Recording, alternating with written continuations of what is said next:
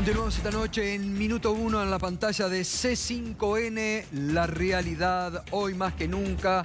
Nos estás acompañando, gracias por acompañarnos, gracias por permitirnos liderar durante estas 2 horas esta franja diaria que realicemos aquí con todos los compañeros de la producción también, con un gran esfuerzo en C5N en Minuto 1.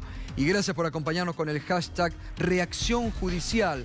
De eso estamos hablando, de eso venimos hablando con Darío Villarruel, con Alberto Fernández desde la hora anterior, y estamos analizando minuciosamente, porque vale la pena analizar un antes y un después que tiene que necesariamente ocurrir en la Argentina a partir, primero, del fallo de la Suprema Corte de Justicia de ayer, de la acordada de ayer de la Suprema Corte de Justicia, donde le pone no solamente un límite al gobierno en nombramientos que ha hecho de meter jueces por la ventana en tribunales que no le correspondían para armar, para articular políticamente una persecución política cada vez más clara y nítida en la Argentina de hoy, sino también el fallo que hoy da la Sala 1 de la Cámara Federal, sobre todo el voto del doctor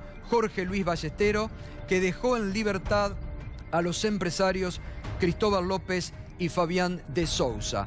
El voto del camarista Jorge Luis Ballestero, donde desnuda realmente esa articulación política en algunos fallos, donde realmente pone en ridículo el fallo del juez Julián Ercolini, que mandó a la cárcel inexplicablemente, dice el juez, a Cristóbal López y a Fabián de Sousa, y donde una vez más se está poniendo sobre el tapete el uso de la prisión preventiva como un uso político y de manipulación política.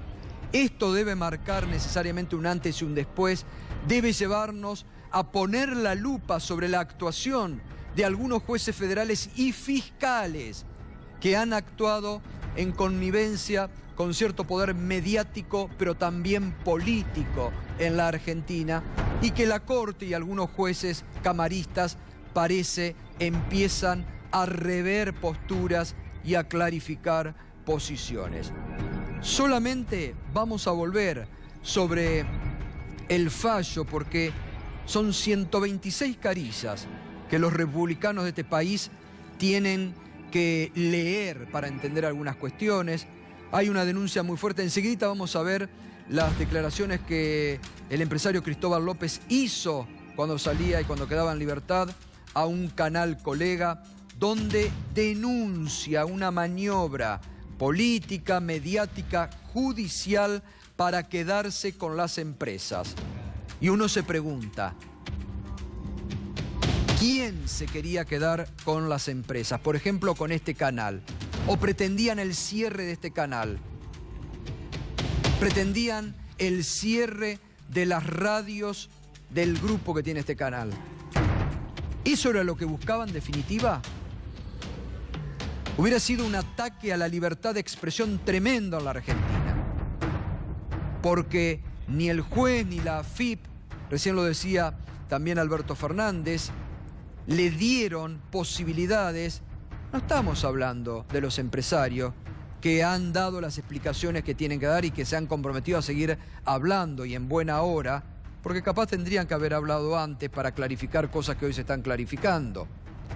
Pero estamos hablando de los laburantes, no solamente de los medios, de 4.000 empleados que, por ejemplo, toda esta situación judicial y de la AFIP ha hecho que una refinería importantísima en San Lorenzo, como la refinería de hoy esté paralizada, con lo que eso significa, no solamente en pérdida de puestos laborales, que parece que al propio gobierno no le preocupó, sino también con lo que significa la pérdida de toda la maquinaria que se está utilizando. Y esto es lo que llama la atención, porque uno se pregunta, ¿a quiénes le querían dar las empresas? ¿Las querían rematar para amigos del poder? ¿Estos medios se los querían dar a amigos del poder?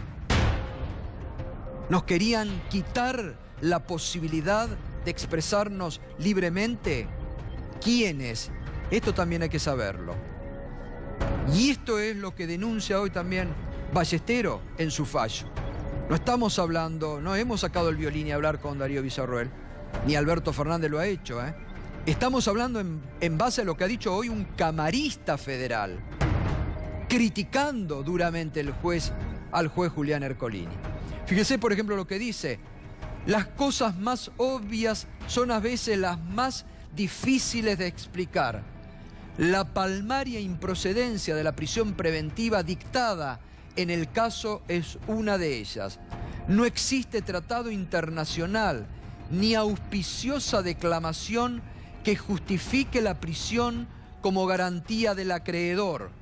Imaginemos un juez comercial dictando la prisión preventiva del deudor para asegurar la intangibilidad de la masa de bienes.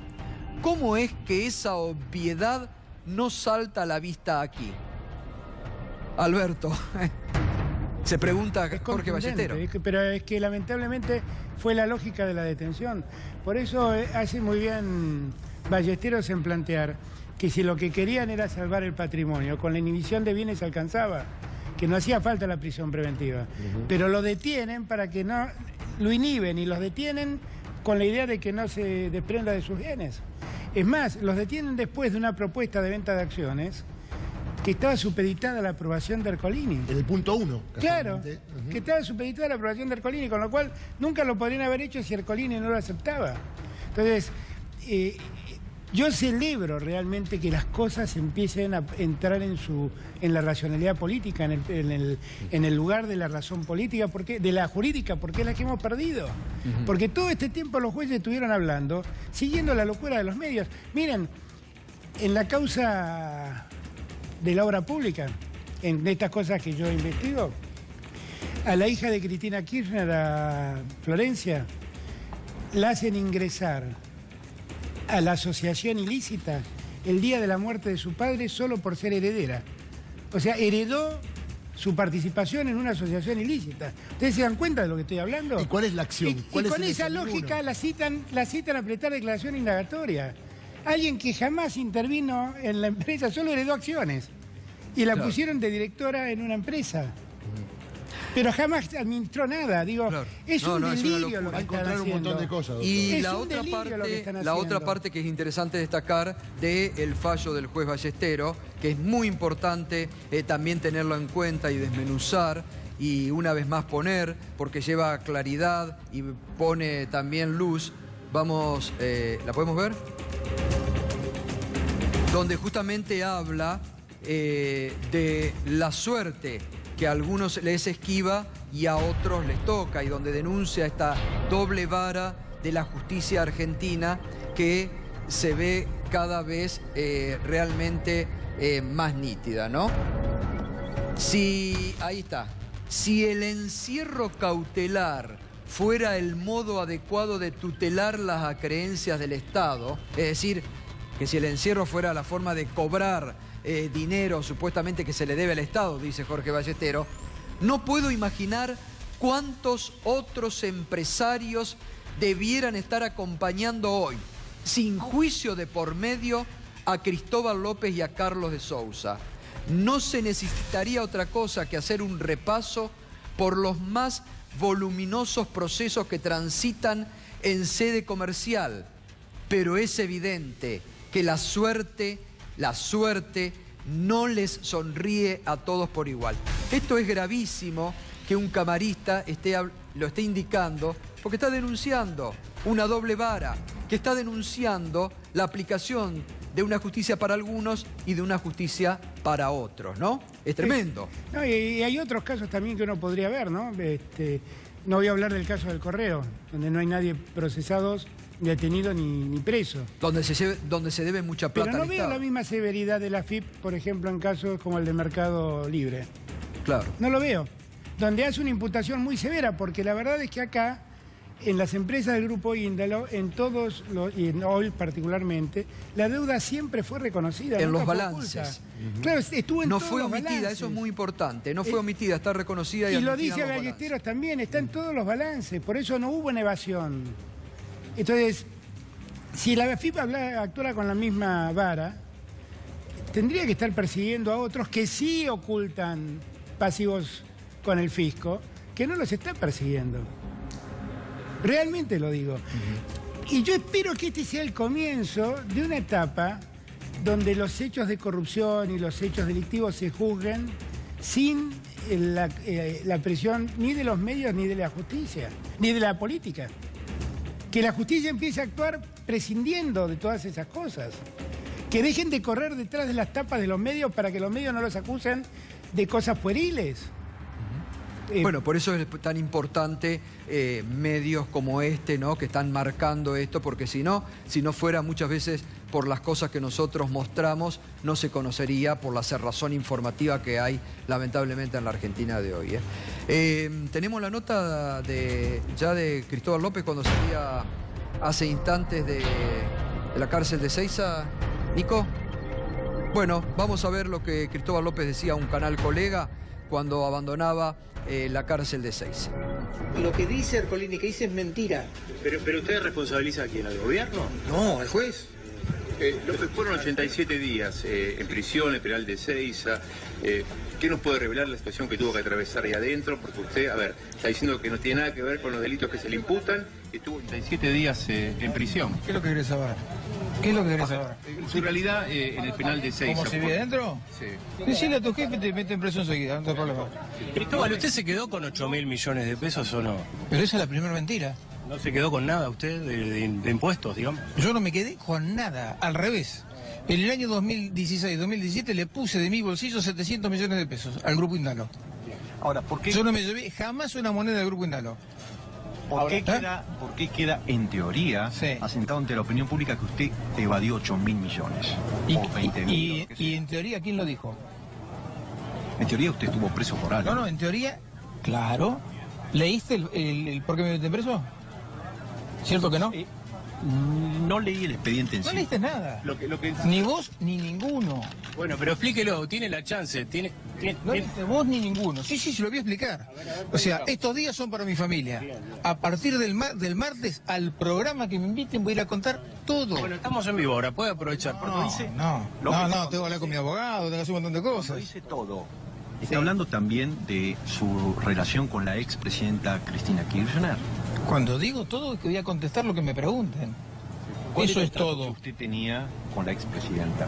¿Con la presidenta? Sí. Cristóbal, Ningún trato. Ahora, López, la información que... De su marido. Cristóbal, Amigo, amigo. Ella. ¿Por qué dice amigo entre comillas? Y porque los Kirchner no tienen amigos. Ellos te ponen distancia siempre. Ahora, ¿cómo cree Entonces usted, tenía más relación con esto, con Cristina yo no tenía relación. López, ¿por qué cree usted que llegó a esta instancia, esta situación realmente, que tuvo que atravesar usted a lo largo de estos meses? ¿Cómo se explica usted que tuvo que atravesar esta situación? Usted se presentó al edificio Centinela el 20 de diciembre, llegó a esta instancia, 87 días en prisión y ahora Ya te lo finalmente dije, la sala 1 yo de no la- estuve preso, estuve secuestrado. A ver si queda claro. Lean, muchachos. Cristóbal, ahora, porque para saber cómo va a actuar usted de ahora en adelante, usted dijo que estuvo secuestrado, esa es su visión. ¿Cómo No, no actuar? es mi visión, lee el expediente. Ahora, López, está bien, pero hay una decisión judicial, López. espere, López, no se enoje. La pregunta es, No, si pero no usted me lo enojo, soy secuestró así. la justicia, Sí. ¿por qué cree que lo secuestró? La justicia no, la justicia no. Un juez. El juez Ercolini. Ok, pues el doctor Ercolini. Ok, pero Exactamente. ¿por qué se lo hizo a usted? ¿Cree que hay una animosidad? ¿Usted tenía... Habría que preguntárselo a él, ¿quién le dio la ¿Intentaron orden? coimear a usted alguna vez? Jamás. Para usted hay una orden que ¿A un juez? excede a la Nunca. justicia. ¿Usted cree que hay una orden política? Totalmente. Perdón, preso político. Usted lean el expediente, muchachos. En lugar de hacerme preguntas, de acá al martes, estoy en el expediente. Sí, pero usted estuvo detenido, por eso. Bien hechas. Ok, yo le pregunto igualmente, ¿usted está al día con sus impuestos, López? No, señor. Una cosa es tener deuda y otra cosa es evadir. Ok. Estoy de frente a él. Sí, perdón. La denuncia que surgió hablaba, a ver, lo que se tomó la determinación hoy es de reducir el embargo, creo que es lo que tomó la decisión en la sala 1 de la Cámara Federal porteña, con el fallo de los jueces Ballesteros y Fara, que le bajan la deuda impositiva, que se hablaba de 17.000 millones de pesos, a 8.000 millones de pesos. Hay una reducción. La deuda positiva, señor, no me bajan ninguna deuda positiva, me bajan el embargo. Con respecto al accionar de la Cámara, ¿qué opinión le merece?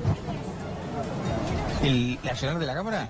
Mire, hubo un juez, Bruglia, que tuvo mi apelación dormida 42 días. ¿Y por qué cree que hizo eso, Bruno? ¿Porque alguien se lo pidió? ¿Y usted cree, quién cree que se lo pidió? ¿Cree que es una decisión política? Pregúntenselo a él quién se lo pidió. Cristóbal, perdón, lo saco un minuto. Ercolini, pregúntenle a Ercolini quién le dijo que me meta ¿Cómo va a preso. actuar usted ahora, y ahora en más, a partir de lo que pasó? Distinto a como venía actuando. ¿Cómo sería? No me voy a callar más y voy a salir a decir todo lo que pienso. ¿Usted se arrepiente de algo? De no haber hablado. Cristóbal, a propósito de esto de no haber hablado, ¿por qué decidió comprar medios de comunicación? ¿Por qué? Por lo mismo, ¿vos de qué canal sos? De América 24. Por lo mismo que Billy Manzano, que el Corrado de Narváez, que, ¿cómo se llama el nuevo ahora? Sí, pero no tienen participación política. Usted, El dueño nuevo, ¿cómo se llama? ¿Cómo se llama el dueño? Eso no, a mí no me sale. ¿Cómo se llama? Velocopit. ¿Por qué compraron? Bueno, pero está bien, pero digamos, no tienen vinculaciones políticas. ¿Usted tenía una vinculación política con los Kirchner? ¿Qué vinculación política tenía yo? López, Le usted pregunto dijo lo que está siguiente, ¿usted le redactó una arrepentido carta de al no haber presidente? hablado. Correcto. ¿Está arrepentido de algo más que eso? Por ejemplo, usted dice que no, que tiene un atraso con los impuestos, pero no evasión, ¿correcto? Cero ¿Está evasión. arrepentido ¿De qué? de no haber pagado los impuestos como corresponde? ¿Ha tomado una mala decisión empresaria? ¿Cree que fue engañado? ¿Qué cree usted? Todo eso lo voy a decir en un programa donde pueda desarrollar la idea, no acá parados en la puerta de mi casa. Lo respetamos también. ¿Ok? Cristóbal López, disculpe, tengo presente la carta que usted le redactó al presidente Mauricio Macri. Creo que fue en mayo, en el año 2016, usted habló, o sea, al presidente Mauricio Macri pidiéndole disculpas y diciendo... Yo no redacté ninguna carta, ¿eh? O sea, y ese Pero texto... usted, y ese así texto- que- usted en algún momento sugirió que Macri tenía algo personal con usted. Exactamente, usted no le dijo que usted suponía que el presidente Macri tenía algo personal con usted, en aquel momento fue en el 2016. ¿Esa carta tiene vinculación a usted o no? ¿O fue Yo no redacté ninguna carta, ¿eh? ¿Qué fue una operación mediática o ese texto? Preguntale al que la... Pero, Cristóbal, al que lo dijo. Era su puño y letra, que era un texto que usted había difundido, una carta al presidente. López, Preguntale a Macul, esa ¿Tiene carta... nada que ver con esa carta? Nada que ver, yo no escribí ninguna carta. ¿Qué fue una operación? ¿Qué sé yo? ¿Usted intuía que podía quedar detenido, que había una operación, no sé, mediática Mirá. para detenerlo? A mí me detienen un martes. Ujú. El viernes, un conocido mío me manda un mensaje de texto, un WhatsApp, y me dice, perdón, la semana anterior me dice, te van a procesar, ¿eh? Sin preventiva. Ok. Al Usted viernes, ya sabía entonces. al viernes siguiente me escribe, te procesan y te meten preso el lunes. No fue el lunes, fue el martes, porque el lunes teníamos que votar la ley de previsional. Entonces lo hicieron el martes para que tenga más prensa. Yo lo sabía hace 4 días. Por lo tanto, cuando ese amigo me escribe eso, lo llamo a mi abogado, lo hago venir para acá, porque yo estaba en el departamento, le digo, mirá, me van a meter preso el lunes. No, se me reía mi abogado. El doctor Viraldi se me reía. No, imposible, te están mintiendo, no existe, no tiene ningún motivo para ir preso. El viernes. pero lo que no cierra, López, Siguió riendo el sábado, el domingo, el lunes, viste que nada que ver. El martes me metieron preso. Cristóbal, perdón, pero lo que no cierra es por qué lo detuvieron, por qué lo metieron Pero preso. porque no lees el expediente, hermano. Pero explíquelo usted. Tienes que leer. Si vos sos un periodista y me querés hacer preguntas, pregúntame la verdad. Está bien, pero yo le pregunto, usted puede responder. ¿Por qué lo Si metieron han preso? estado opinando 90 días de todos. Yo no opiné nada. Usted, a ver, ¿nos puede contar? Periodismo, no, vos, yo no tengo ningún problema con vos. Periodismo opinó, dijeron barbaridades. López. ¿Sabe por qué me metieron preso? El juez dice que yo vendí las compañías y yo estaba inhibido para venderlas. ¿Ok? El boleto de compraventa del señor Rosner y el señor de la Torre, el primer artículo lo que dice es, te vendemos siempre y cuando el juez Ercolini lo apruebe, porque tenemos una inhibición sobre todos los bienes que te estamos vendiendo. O sea, usted no podía vender y vendió. Esa es la acusación por la No, que lo señor, metieron. no vendí. La venta está sujeta a la aprobación del juez. Pero digo, el intento de venta, por eso lo metieron preso. Perdóname, te vendo mi auto Sí. si mi señora me deja que... Condición de... A ¿Sí? condición. ¿Te lo vendí? No. Entonces eso es lo mismo. López. ¿Qué pasa? Muchos dicen, pero está manejando las empresas Rosner, por tanto es el dueño. No, señor. Gutiérrez, que maneja YPF, ¿es el dueño? No, es una sociedad, en ese caso es una sociedad anónima del Estado. El no, 51%. no. Perdón, ¿y el que maneja Shell? ¿Es del Estado? No. ¿Es el dueño? Sí, bueno, el accionista principal es el dueño. No, señor. Ustedes están equivocados. Los presidentes de la compañía son las personas que la asamblea de accionistas nombra. Normalmente son profesionales, CEOs de compañía. ¿Ok? El accionista es otro y el administrador es otro. Correcto. Entonces, nosotros a Rosner lo pusimos de presidente de la compañía, ¿sí? Para que él empezara a trabajar sobre lo que decía que iba a traer plata para capitalizar la empresa y pagar la deuda. Pero los dueños de la compañía, sigamos siendo Fabián Soto y yo. Nunca ha sido Rosner el dueño de la compañía. Bueno, ahí está aclarado. Pero eso te podés confundir vos, que no sos abogado ni sos contador. Un juez de la nación, un juez federal, no puede equivocarse en eso y no saber de que el dueño sigue siendo yo. Bien. Usted sigue siendo dueño del Grupo Indalo, eso es lo que está. Sigo siendo. El dueño es el accionista, no el presidente de la compañía. A partir de ahora con esta decisión, usted sigue siendo el dueño del Grupo Indalo, sabemos que hay una situación también con el personal del Grupo Indalo, hay atraso con los salarios. No tengo idea, acabo de salir. Entendemos. ¿Usted temió en la cárcel por su integridad? ¿Qué opina de Fabián de Sousa? Él quedó detenido con usted, quedó en libertad hoy también. ¿La situación de él es similar a usted? ¿También lo considera que estuvo secuestrado? Pero si los dos nos acusan de exactamente lo mismo. O sea, las dos cosas corren para los dos. Bueno, pero ahora usted, me imagino yo, que va a iniciar una demanda por estos 87 días que estuvo detenido. ¿Cómo va a actuar en consecuencia? ¿Qué pasa? ¿Hay un perjuicio también sobre sus empresas, sobre el personal de sus empresas? Totalmente. Que voy a defenderme y voy a demandar. ¿Qué de su empresa, por ejemplo? Porque sabemos que hay situaciones de deudas salarial, lo están pagando, están cobrando en cuotas. ¿Hay una situación de quiebra? No, las empresas pueden estar quebradas. ¿Y qué tiene para decir a todo el personal de las empresas que están pasando una situación? A ver, las empresas son personas jurídicas, muchachos. No están claras. O sea, yo puedo estar quebrado y las empresas no. Las empresas pueden estar quebradas y yo no. Pero va a quedarse con su empresa, las va a vender. ¿Qué va a pasar con el personal de las empresas? No sé, en algún momento. No sé, acabo de salir de estar 97 días secuestrado. ¿Sí? Porque no estuve preso. Para estar preso vos tenés que tener una causa, no lo que inventó Ercolini. Lo que Ercolini inventó para meterme preso no existe. Y es lo que la Cámara le acaba de decir. 2 jueces le acaban de decir. A ver, lean el fallo, porque al juez lo hacen pelota. López temió por su integridad en algún momento, temió por su integridad, por su familia, temió por su integridad. Mira, si alguien manda a meterte preso, mañana te pueden mandar a hacer otra cosa. Así que... Si usted temía que lo maten. No, tanto como que lo maten, no. Pero si son capaz de meterte preso, también te pueden hacer otra cosa. En estos días que estuvo en prisión, desde el punto de vista psicológico también, ¿qué tipo de atención recibió? Porque, a ver, usted estuvo en una prisión de máxima seguridad, ¿tiene alguien para agradecer? ¿Cómo se portó el servicio penitenciario con usted, estando en el plan? No, a ver, el servicio penitenciario son bulldog.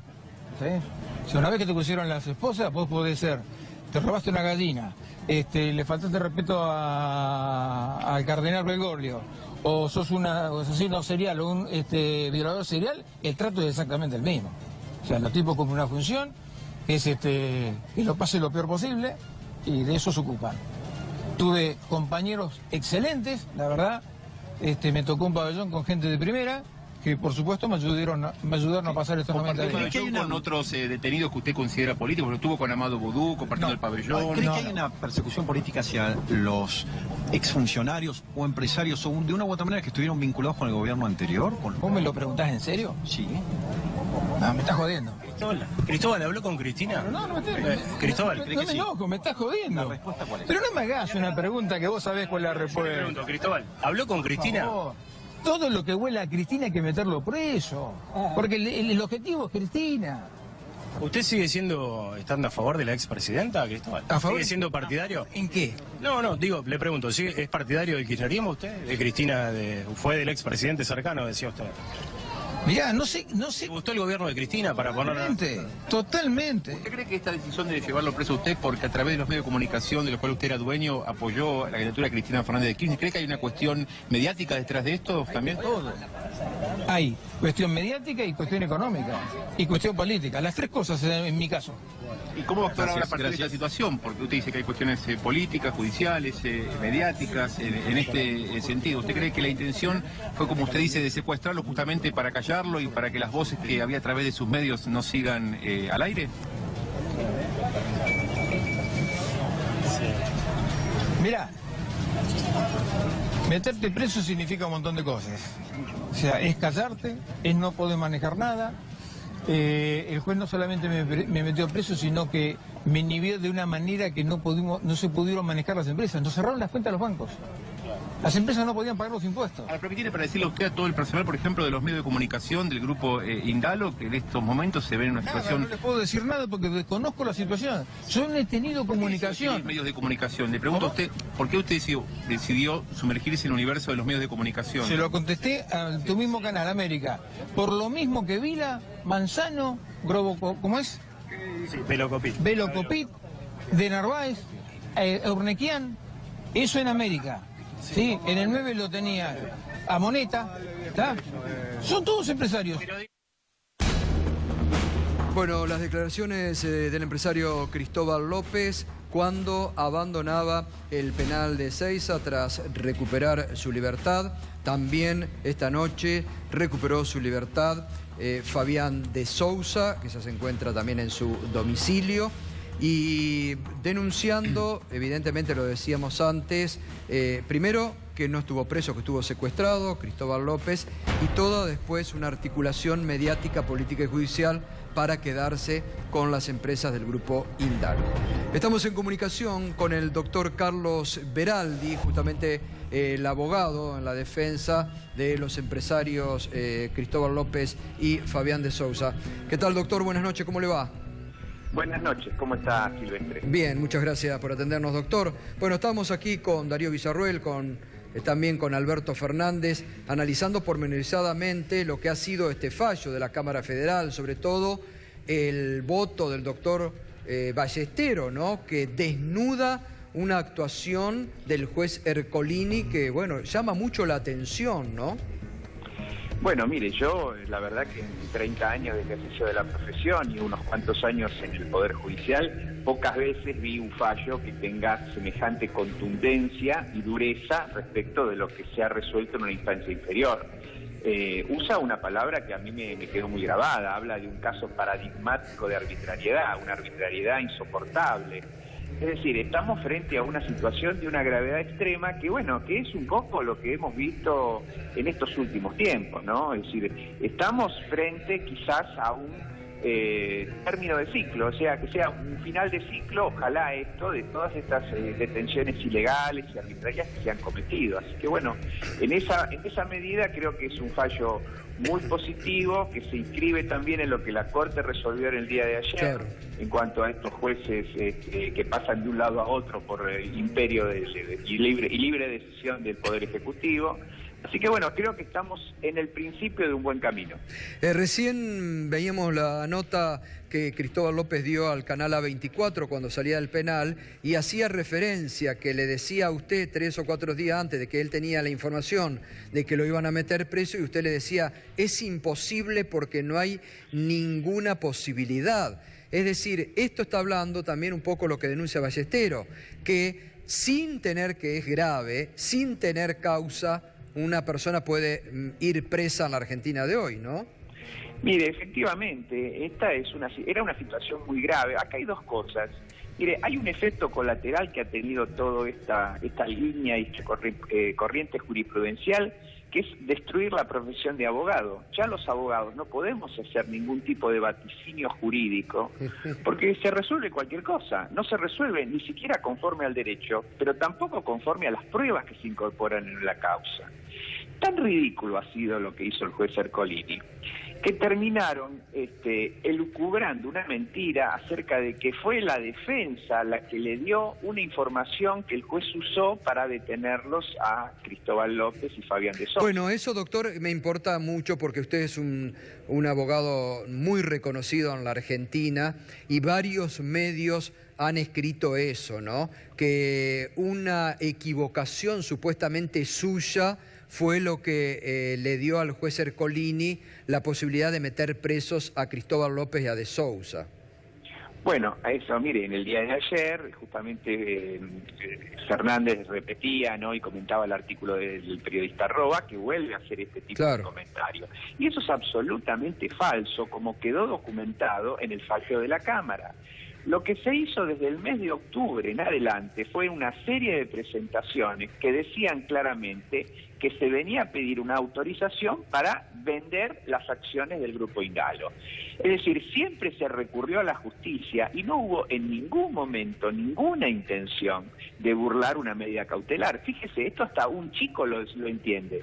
Si uno va a un juez para pedirle algo, ¿cómo le van a decir después que uno quiso violar la autoridad del juez? Ese es exactamente el caso inverso. Pero esto no es que lo inventé yo.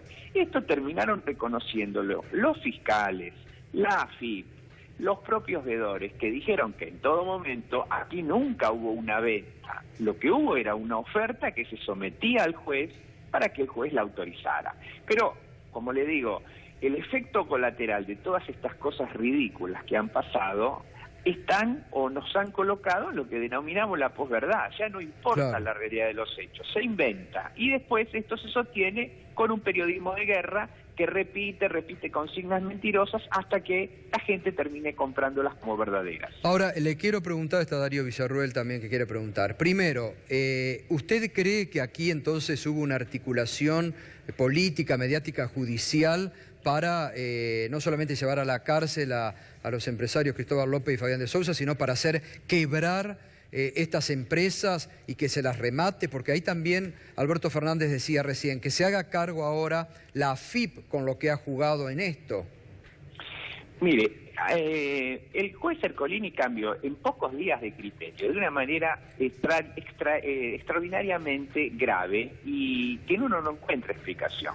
Eso es lo que va a haber que investigar. ¿Por qué cambió de criterio? Porque si venía él en un procedimiento en donde, bueno, tenía una opinión sobre el caso, que justamente era de que esto se trataba de una evasión o una supuesta evasión tributaria, y estaba en el terreno de, bueno, analizar una autorización y un levantamiento de las inhibiciones para la venta. ¿Por qué cambió de golpe? ¿Ustedes lo van a denunciar al juez Ercolini? Mire, yo en este momento no descarto nada, porque lo que queremos hacer es una evaluación de todos los antecedentes, un análisis muy minucioso de lo que la Cámara resolvió, y entonces buscar la mejor estrategia. Y de los daños causados, ¿no? Y los daños causados. No solamente a las personas que le quitaron la libertad, sino también a las empresas del grupo. Mire, Silvestre, acá hay una cosa muy grave que no solamente alcanza, como usted dice, a Cristóbal López y Fabián de Sousa, sino a 4.000 familias que están trabajando para el Grupo Indalo y que han quedado a la deriva.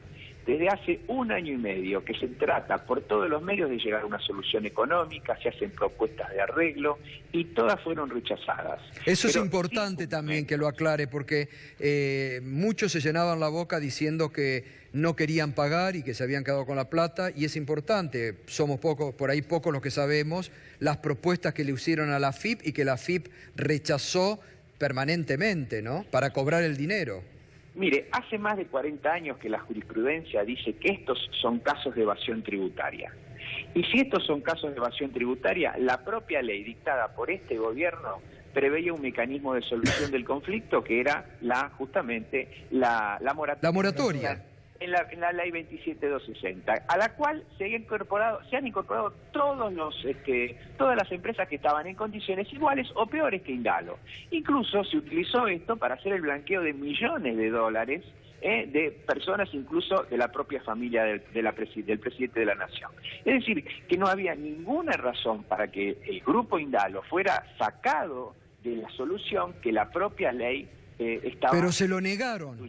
Se lo negaron al Grupo Indalo. Por eso también es llamativo, porque daba impresión de que estaba la búsqueda permanente de perjudicar con alguna intencionalidad a este grupo. Mire, todas esas circunstancias yo creo que tienen que ser aclaradas debidamente. Nosotros no vamos a hacer lo mismo que hacen con nosotros en cuanto a inventar, sino vamos a reunir las pruebas para que podamos sostener fundadamente cada uno de los juicios que hacemos. Y por eso creo que hay un trabajo muy serio por delante, un trabajo profesional de mucho esfuerzo, en donde, bueno, no solamente le va a servir a las personas que yo defiendo, sino a las familias que hoy están integrando el Grupo Indalo, que tienen muchas vicisitudes y muchas incertidumbres de cómo va a seguir esto adelante, y también un poco para que el funcionamiento de la justicia se reencauce y mejore todo lo que tenga que mejorar. Doctor, ¿cómo le va? Darío Villarroel lo saluda, ¿cómo anda? ¿Qué tal, Darío? ¿Cómo está? Una pregunta, usted trabajó en tribunales, como yo, hemos sido parte en algún momento de la familia judicial, y la verdad que uno cuando leía fallos de la Cámara contra un juez, en otros términos, muchos menores graves que este, y la verdad que era un sogazo, como decimos nosotros. ¿Cómo sigue Julián Ercolini al frente de esta causa y cómo va a tener credibilidad a partir de ahora con cualquier cosa que haga después de este palazo que le pegó la Cámara Federal, que es su superior jerárquico? Bueno, yo creo que queda muy cuestionada su imparcialidad en el caso, con lo cual él tiene alguna salida procesal que es, bueno, la de excusarse. Así que bueno, esa es otra de las alternativas que tendremos que ver si se da o no se da, y bueno, y eventualmente nosotros promover el apartamiento del juez. Este es un expediente muy complejo porque también está tramitando de manera conexa con otras investigaciones, y lo que menos queremos hacer nosotros ahora es establecer ningún tipo de chicana procesal, dilatar las investigaciones. Lo que queremos es que se esclarezca rápidamente la investigación y fundamentalmente que se llegue a una solución económica para que el Grupo Indalo pueda seguir funcionando, claro, con sus actuales dueños o eventualmente con los que terminen adquiriéndolo. Bueno, doctor Veraldi, le agradezco mucho, ¿eh? De nada. Gracias, buenas noches. El doctor Carlos Veraldi, el abogado defensor de los empresarios Cristóbal López y Fabián de Sousa. Bueno, un poco lo que también decía usted, Alberto, antes también, ¿no? La verdad es que ya queda muy poco por decir. Me parece que yo lo que confío es que la justicia empiece a reencauzarse. Como dije antes, todos lo que queremos es que los que han cometido un delito sean juzgados adecuadamente y los que son culpables sean condenados y los otros absueltos. Pero lo que no queremos es que se haga lo loco, que se haga con una prepotencia política imposible y mucho menos que se haga inventando y forzando interpretaciones judiciales o legales, como se hicieron en este caso. Esta causa se cae porque ya desde el inicio la AFIP hizo una construcción jurídica absolutamente endeble, que fue la de crear la figura de la administración fraudulenta cuando estamos en presencia de un delito penal tributario. Solamente. Es lo que ha dicho hoy la Cámara Federal. Ojalá en adelante las cosas transcurran por donde deben transcurrir. Y además advertir que hoy estamos hablando de este caso, pero hay muchos otros casos que deben llamar nuestra atención. Lo que yo acabo de marcar de Florencia Kirchner, sí, es un caso... Es escandaloso. Es escandaloso. Que una persona, solamente por ser heredera se claro, convierta el día de la muerte de su padre, así lo dice la justicia, ingresó a la asociación ilícita. Es un hecho como nunca en mi vida vi. Y estas cosas, que yo sé que al oído de la gente repercute mucho, las marco y las digo para que tomen noción de la gravedad de lo que está pasando.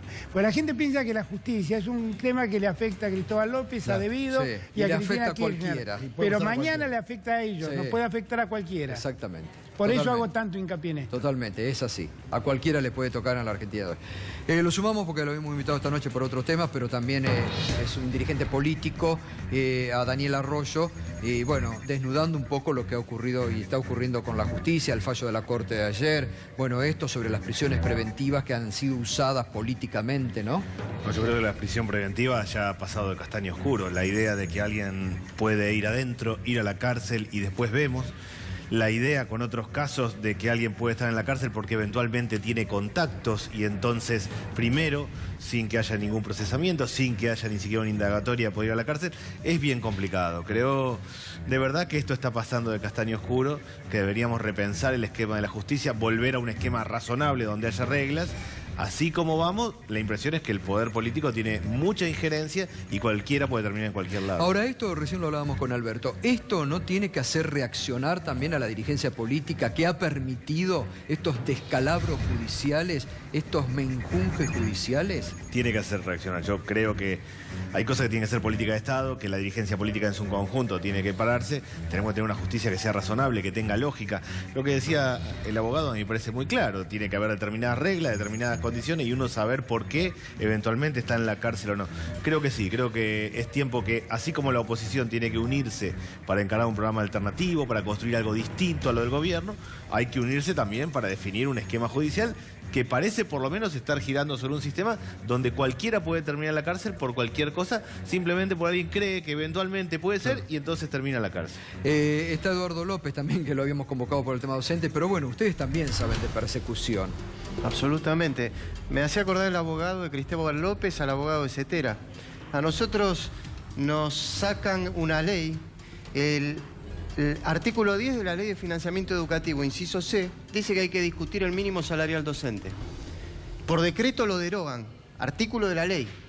Vamos a nuestro abogado, que es muy conocido, le decimos, vamos a la justicia, un decreto no deroga una ley. Una ley, claro. Dice, no te recomiendo ir a la justicia. Ah, es tremendo. Esto, bueno, los abogados... Está pasando, hay abogados que están abandonando a su defensa. ¿Y a dónde vamos? Bueno, subterráneos, lo que han hecho con la personería de subte, ¿quién no sabe en la Argentina que la mayoría de los afiliados del subte están con los metrodelegados y no con la UTA? Le sacaron la personería. ¿Qué le dicen los abogados a Pianelli? No vayas a la justicia. Vamos a la OIT y a la Comisión Interamericana de Derechos Humanos. En ambos nos dan la razón.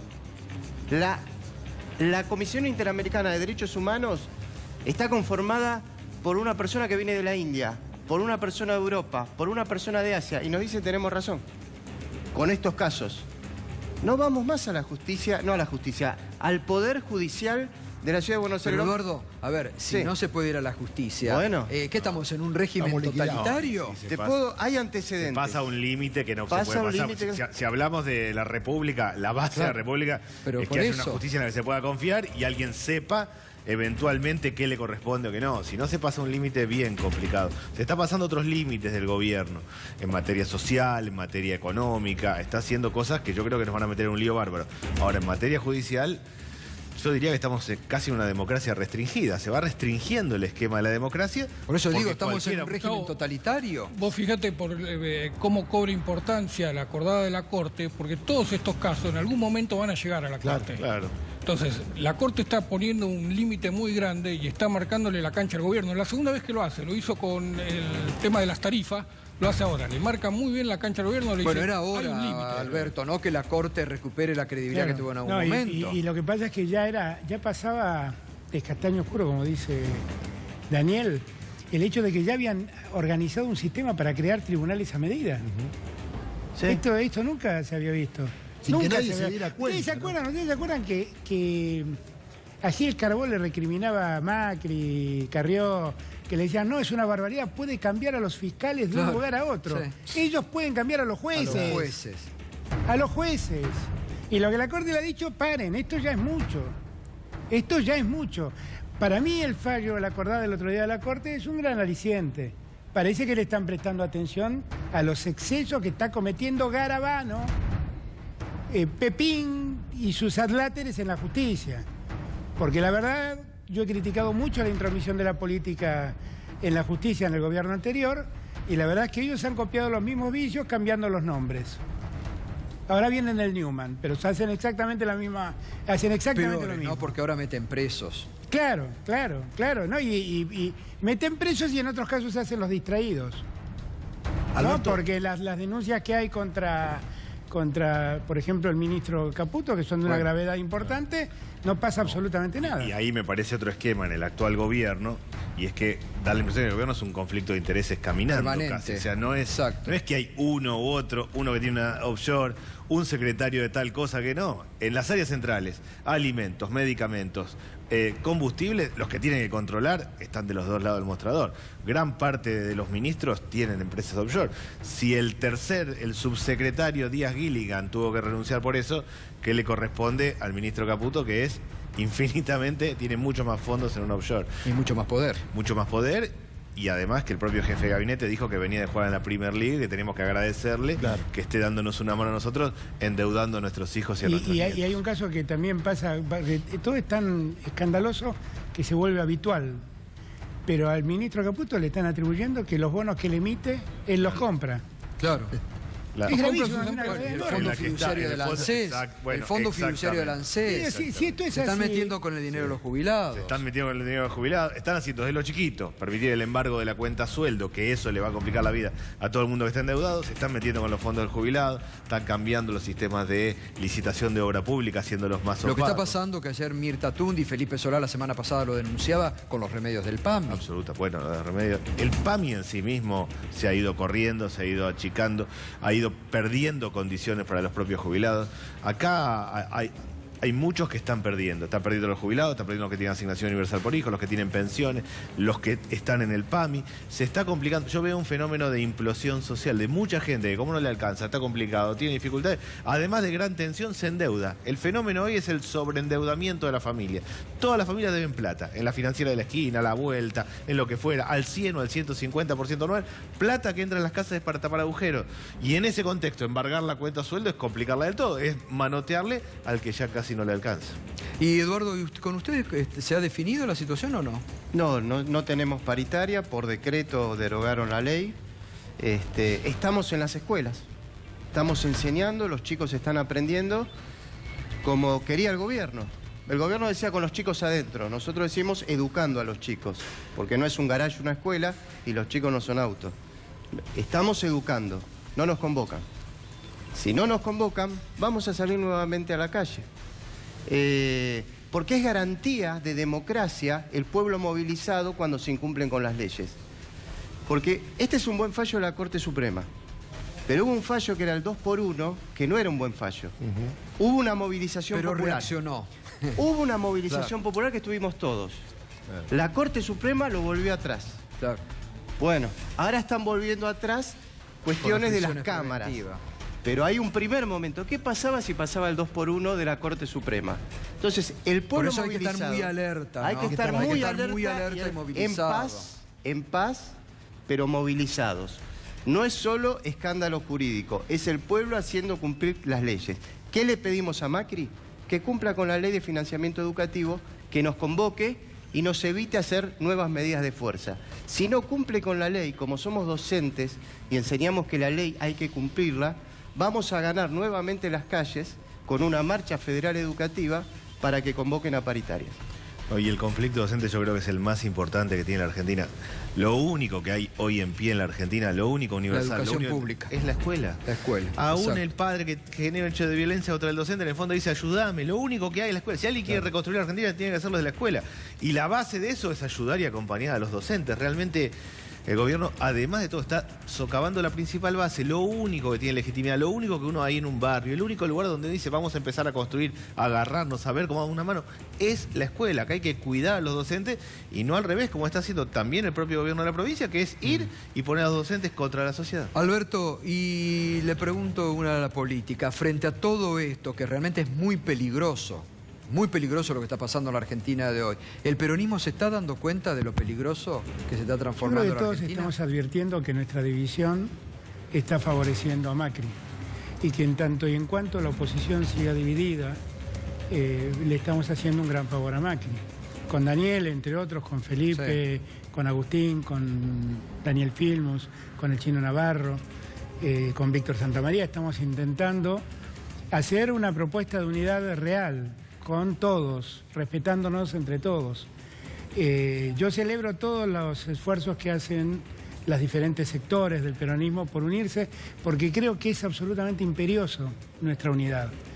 Porque las cosas ya no es que persiguen a uno o persiguen al otro. Las cosas es que pasa lo que dice Daniel, pasa que la pobreza aumenta, pasa que a los maestros se los trata como se los trata, pasa que los trabajadores no paran de perder derechos.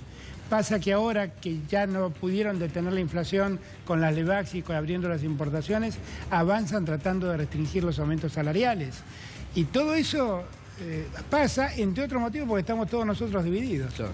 Por lo tanto, la importancia de la unidad de la oposición a mí me parece central. Y yo valoro mucho el esfuerzo que hacemos todos, que hacen todos, respetándonos las diferencias. Daniel está en el Frente Renovador, yo no. Agustín está más cerca de Cristina, respetándonos, y deponiendo odios, la necesidad. Deponiendo odios, deponiendo egos, porque la verdad es que lo que hemos descubierto es que solo no llega nadie. Gracias, Daniel, como siempre. Gracias, Eduardo. Alberto, gracias No, y gracias por la preocupación por nuestros puestos laborales que ha hecho. A pesar de robar, lo voy a seguir haciendo. Así es, muchas gracias. Bueno, pausa y ya volvemos.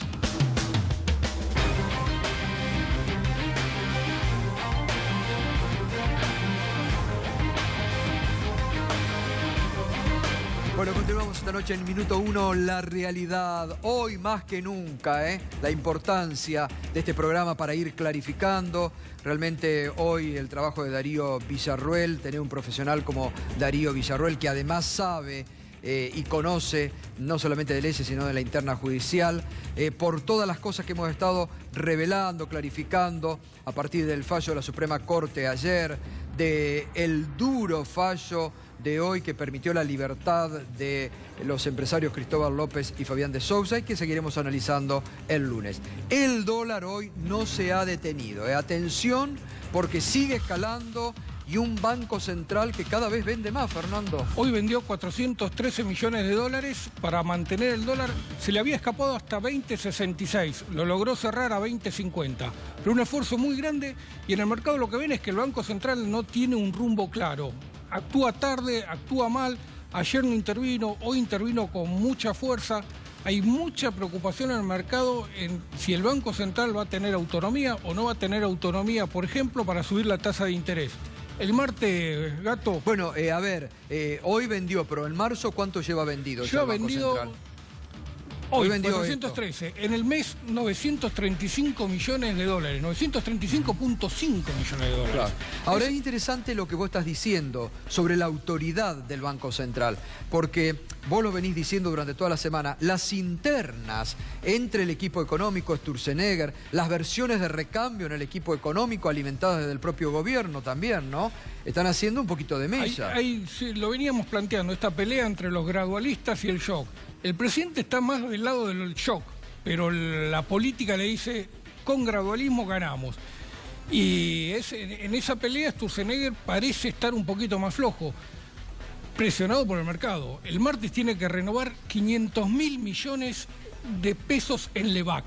Y todo ¿Cuánto? 512.000 millones de pesos en LEVAC. Vos sabés, lo comentaron el otro día, hay 1.1 billones de pesos emitidos en LEVAC. Es impresionante, no entra la en la mitad cabeza, vence el próximo martes. No entra en la cabeza semejante cifra. No sé qué puede hacer. Bueno, gracias, buen fin de semana. Gracias, Gustavo. Pausa y ya volvemos. Bueno, hemos llegado al fin de este viernes, una semana muy intensa con la realidad. Gracias por acompañarnos, gracias por estar allí. Por supuesto, el lunes a las 20 vamos a seguir con todos los temas de actualidad. Como yo siempre le digo, les guste a quien le guste, le pese a quien le pese. Minuto 1, C5N, gracias a los compañeros de producción por el esfuerzo cotidiano, gracias a todos los compañeros aquí técnicos por el esfuerzo cotidiano en mantener no solamente este canal que muestra la realidad, esto en pie, sino también porque nos permite junto a ustedes estar en permanente comunicación. Que a eso no cedemos ni renunciamos. Ya siguen con Paulo Cablan y con Mauro Zeta, El Expediente.